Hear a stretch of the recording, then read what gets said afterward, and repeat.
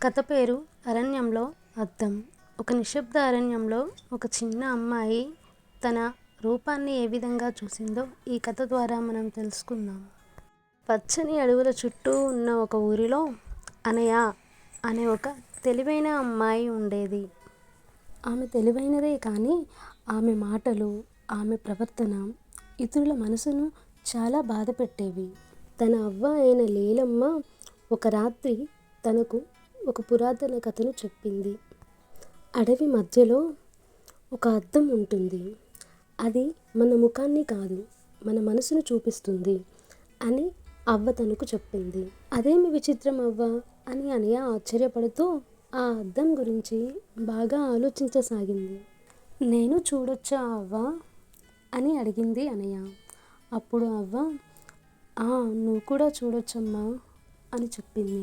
మరుసటి రోజు ఉదయం అనయ తన సంచిని తీసుకొని అడవిలోకి ప్రవేశించింది. చుట్టూ పచ్చని చెట్లు, పక్షుల అరుపులు, కాంతి కిరణాలు ఆమెను ఒక మాయలోకి లాగుతున్నట్లుగా అనిపించింది. కొంతసేపటి తరువాత వెండి రాళ్లతో మలచిన దారి ఒకటి ఆమెకు కనిపించింది. ఆ దారిని వెంబడిస్తూ వెళ్తే ఓ మైదానం, ఆ మధ్యలో నీటిలా మెరుస్తూ ఒక బంగారు అద్దం నిలబడి ఉంది. ఒక్కసారిగా ఒక మృదువైన స్వరం ఆమెకు వినిపించింది. నీ హృదయం ఎలా ఉందో తెలుసుకునే ధైర్యం నీకు ఉందా అని అడిగింది. అనయ తల ఊపింది. వెంటనే అద్దం మాయలోకి మారిపోయింది. ఆమె ముందు 3 దారులు ప్రత్యక్షమయ్యాయి. మొదటి దారిలో అనయ ఒక పిల్లవాడిని చూసి అతను రోడ్డుపై ఒక నాణాన్ని పారేసుకున్నాడు. ఆ నాణెం కోసం వెతుకుతూ ఒక చోట కూర్చున్నాడు. అనయకు ఆ నాణెం కనిపించింది. దానిని తీసుకొని ఇది నాదే అని అనాలనుకుంది. కానీ ఆ పిల్లవాడిని చూసి తనకు అర్థమైంది తను ఒక బీదవాడని. ఆ నాణెం తిరిగి తనకు ఇచ్చేసింది. అదే నిజాయితీ. రెండవ దారిలో జింక ఓ వేటగాని పంజరంలో చిక్కుకొని ఉంది. పక్కనే అలర్ట్ బోర్డ్, వేటగాడు వస్తున్నాడు అని.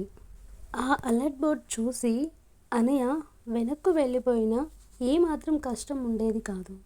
కానీ ఆమె పంజరం తెరిచి జింకను విడిచిపెట్టింది. అదే దయ. మూడవ దారి చీకటి. ఆ చీకటిలో శబ్దాలు, గర్జనలు, భయం. కానీ ఆ భయాన్ని పక్కన పెట్టి ఆమె ముందుకు నడిచింది. అదే ధైర్యం. ఆ సమయంలో దారిలో వెలుతురు వచ్చింది.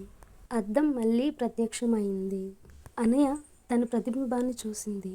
అది ఒక సాధారణమైన ముఖం కాదు. అది నిజాయితీ, దయ, ధైర్యం అనే 3 రంగులతో మెరిసే ఒక అందమైన రూపం. అద్దంలో నుంచి ఆత్మ బయటకు వచ్చి ఇదే నీ అసలు రూపం, దీనిని ఎప్పటికీ మర్చిపోకూడదు అని చెప్పి ఆత్మ మెల్లగా వెలిసిపోయింది. అనయ నవ్వుతూ అడవి దాటి ఇంటి వైపు నడిచింది.